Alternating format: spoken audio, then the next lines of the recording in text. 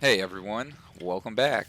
Let's go ahead and get started on making this rustic trestle style farmhouse table. So first things first, we're going to go ahead and start out by cutting the legs to this table.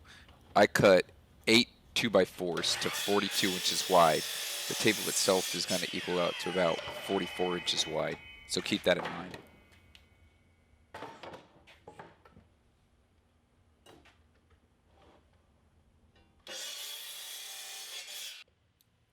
Now cut two 4x4s down to 22 and a half inches, or cut two 2x4s down to 22 and a half inches and glue them together, and you can use that for both sides if you don't have non-pressure treated 4x4s.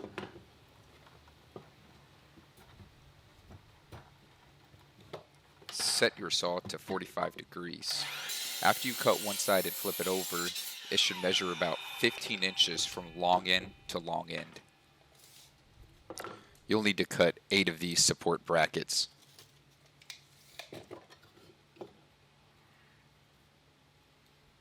Safety always comes first, so whenever cutting small 2x4s like this on a saw, please be sure to use clamps. Grab a spare 2x4 and then take the one that you previously cut and butt it up against the saw. Then clamp down that spare 2x4 as a guide.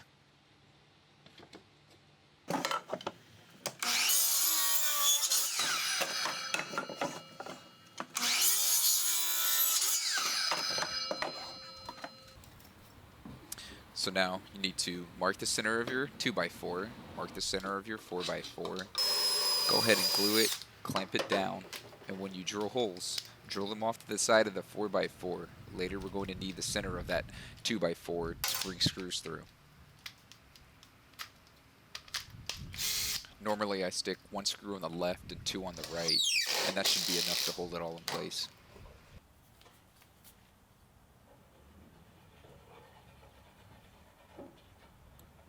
For the next layer of 2x4s, add some glue, clamp it down, and then mark your screw holes for about 4 to 5 inches from each side. Also, offset one, maybe about 1 to 2 inches from the center.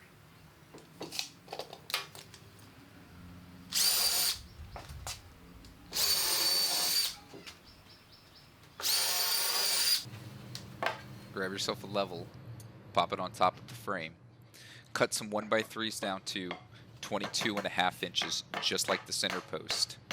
Pop them on the sides with a mallet, and what this is going to help do is it's going to help stabilize the entire piece and level it out flush, so that when you put the top on this frame, it's not going to be, leaning over by like a quarter of an inch or something crazy like that.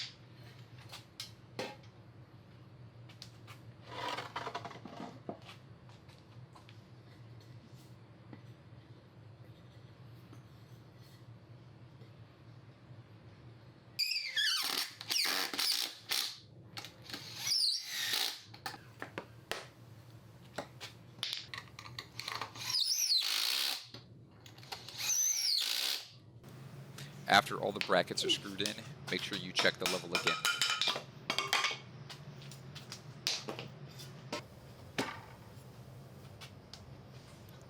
This part should probably be done before you add all the layers and brackets, but I like to make life hard. So measure into about 1 inch and set your saw to 22 and a half degrees, but you can use any angle that you'd like.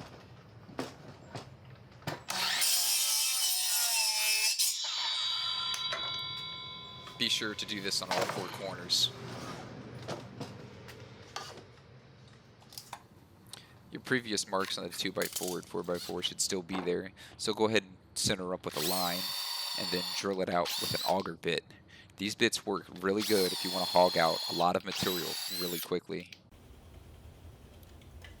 Cut two 2x4s down to 41 inches. So if you have a 6-foot tabletop and you want a 1-foot overhang on each side, you need to take 72 inches minus 24 inches, which is the 1 foot on each side, minus 7 inches, which is each post. And that will give you a total of 41 inches for the middle brackets. I like to stick a small shim underneath the middle bracket to raise it up about a quarter of an inch when I drill it in, so that if the table is on uneven flooring, it doesn't wobble from the center point.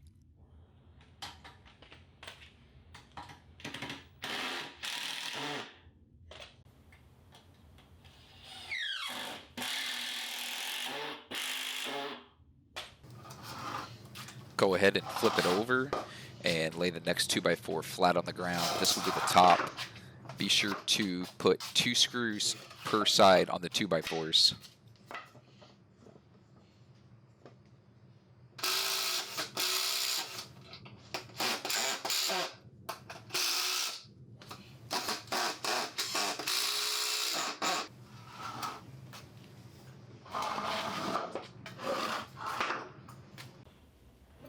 Cut these middle support brackets down to 27 inches from long end to long end at 31.6 degrees.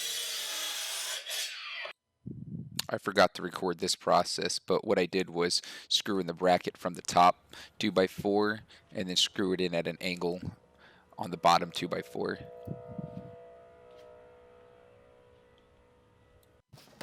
I'm cutting my 2x10x8s down to 72 inches total.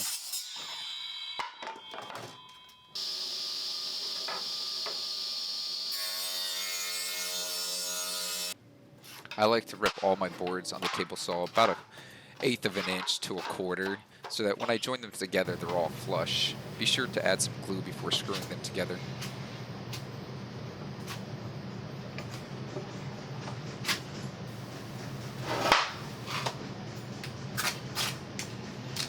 For this part, you can choose to use a Craig's jig or not. I chose not to because I know how to get the angles right. Use a spade bit or an auger bit and drop a 2.5 inch screw in a pocket hole. Make sure you give the glue enough time to dry before lifting the tabletop.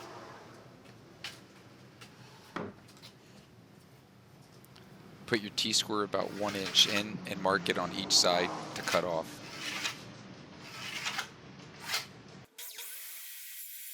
If you don't exactly have a steady hand to cut the excess wood off with the circular saw freehand, grab yourself a piece of wood and clamp it down to use as a fence.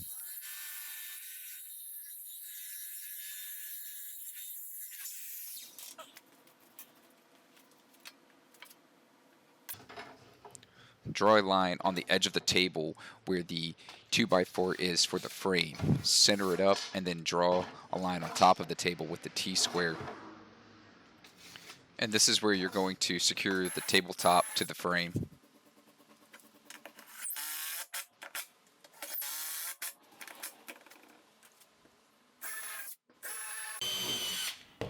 Make sure the screws are slightly inset so that you can fill it with wood putty or wood plug.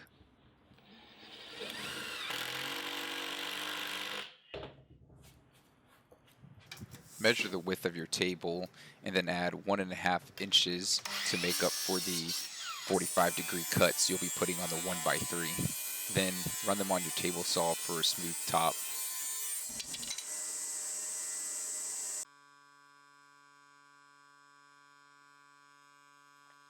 I like to use a little bit of glue with 1.5 inch to 2 inch brads or staples to hold everything in place.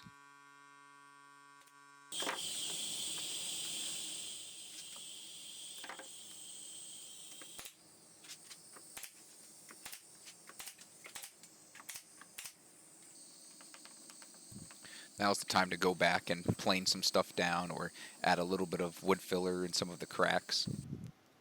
I also add 1.5 inch trim screws to the trim for more support and durability. Time for everyone's favorite, sanding. Let's do this. Okay, yeah, not really. Just make sure you got your earplugs in and be really safe because just last week I got my finger caught in the same exact belt sander and had to get about 6 or 7 stitches. So with that being said, work your way up the grits from 80 to 120, and what I do is I switch over to my orbital sander with 220 grit, and if you do that, I mean, everything will come out so much smoother and look way better.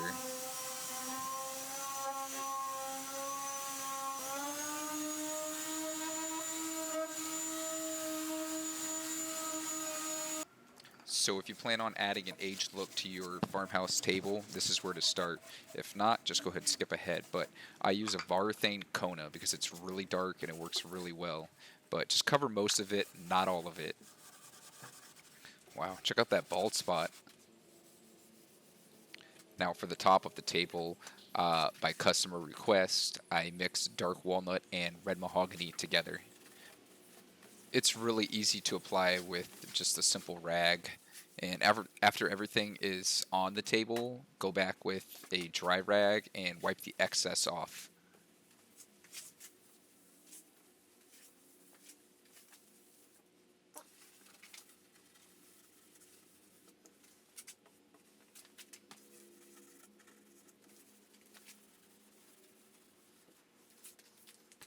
So after the stain on the frame has had a little bit of time to dry, by customer request, I go back with a paint called Fore and Aft and wait about like 30-40 minutes, maybe a little bit longer. You don't want it like completely dry, but just enough to where it's not going to clump up so that you can at least sand the edges and age it really nicely without it being too difficult to get off.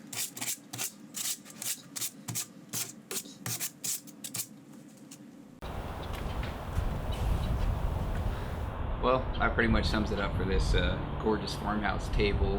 I've got it on the dollies right now, about to load it up in the truck and go deliver. I did not record the process of applying the polyurethane because I'm going to save that for another great video and give more detailed information about applying clear coats and stains and such. So if you like the video, go ahead and subscribe and stay tuned for future videos. Thank you.